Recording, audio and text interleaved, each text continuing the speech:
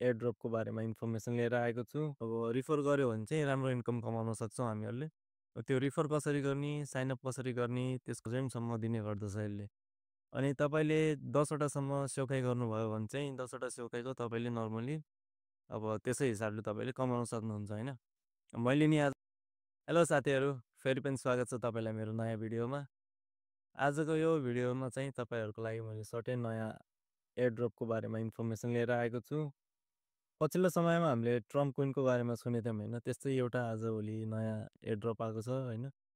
त्यसबाट चाहिँ हामीले अब रिफर गर्यो भने चाहिँ राम्रो इन्कम कमाउन सक्छौँ हामीहरूले।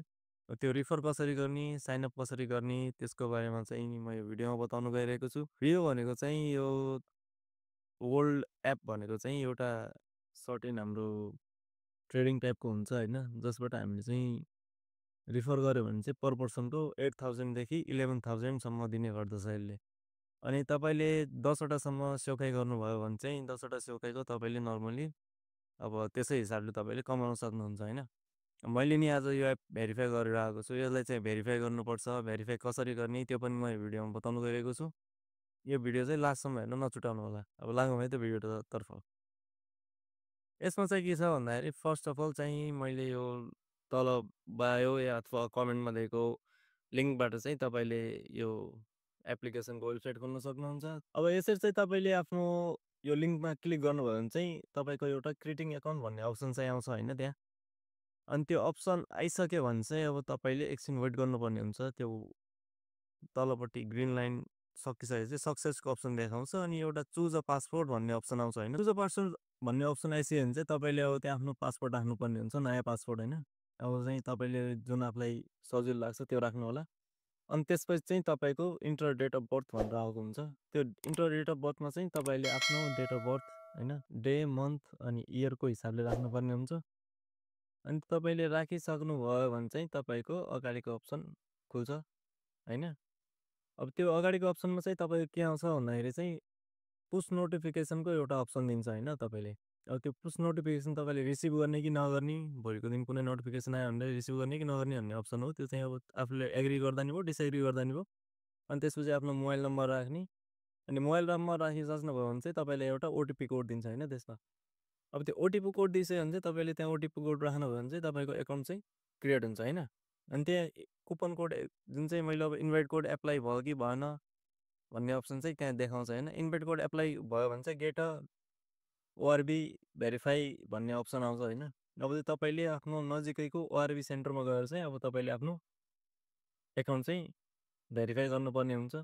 अब जसमा अब तपाईँले एप क्रिएट भइसक्यो भने त्यो एप तपाईँले लगइन गरिसक्नुभयो भने चाहिँ तपाईँको त्यहाँ अप्सनहरू थुप्रै आउँछ। जस्तै अब तपाईँको आफ्नो वालेटमा कति एमाउन्ट छ होइन, अनि तपाईँको युजरहरू चाहिँ कति छ, अनि तपाईँको आज चाहिँ कतिको सर्किट प्लस भएको छ, कतिको नेगेटिभ भएको छ सर्किट, त्यो सबै कुराहरू त्यहाँ देखाउँछ।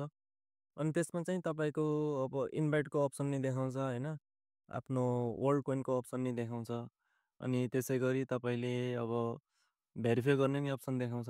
अब त्यो तपाईँले भेरिफाई सेन्टर चाहिँ अब आफ्नो कता छ भने चाहिँ हेर्न चाहनुहुन्छ भने चाहिँ अब त्यहाँ ओआरबी सेन्टर नियर मी भनेर चाहिँ एउटा अप्सन हुन्छ। त्यहाँ गयो भने चाहिँ तपाईँले तपाईँको लोकेसनको हिसाबले चाहिँ अब कहाँ नजिक छ त अब तपाईँले कहाँ पाउनुहुन्छ त्यो चाहिँ त्यहाँ देखाउँछ। अनि क्योतोमा रहनुहुन्छ, यदि क्योतोमा कोही हुनुहुन्छ भने चाहिँ क्योतोको कारामाचीमा चाहिँ यसको ओआरबी सेन्टर छ। कारामाची स्टेसनदेखि लिएर तपाईँको ट्याक्कै हिँडेर 7 to 8 मिनट लाग्छ, धेरै पनि लाग्दैन। 7-8 मिनटमा चाहिँ तपाईँ पुग्न सक्नुहुन्छ।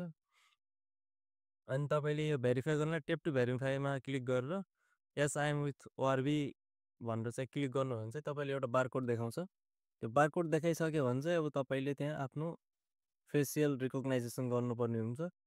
अनि त्यो गरिसकेपछि चाहिँ तपाईँको एपमा नि एउटा फेसियल रिकग्नाइजेसनको अप्सन देखाउँछ। अनि त्यो देखाइसकेपछि चाहिँ तपाईँको एकाउन्ट चाहिँ भेरिफाई हुन्छ। अब सेम एउटा प्रोसेस जस्तो हामीले अब माई नम्बर कार्ड बनाउँदाखेरि हुन्छ, सेम त्यस्तै एउटा प्रोसेस हुन्छ होइन।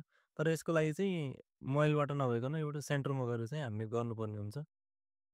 त्यसमा चाहिँ पर पर्सन इन्भाइट गऱ्यो भने चाहिँ 8,000सम्मदेखि लिएर 11,000सम्म एनको यसले कोइनहरू बाँडिरहेको छ अहिले होइन। अब तपाईँले यो जतिजनालाई सेयर गर्नुभयो अनि जतिजनाले तपाईँको भेरिफाई गर्नुहुन्छ त्यही हिसाबले चाहिँ तपाईँले प्रफिट पाउँदै जानुहुन्छ होइन आफ्नो एकाउन्टमा।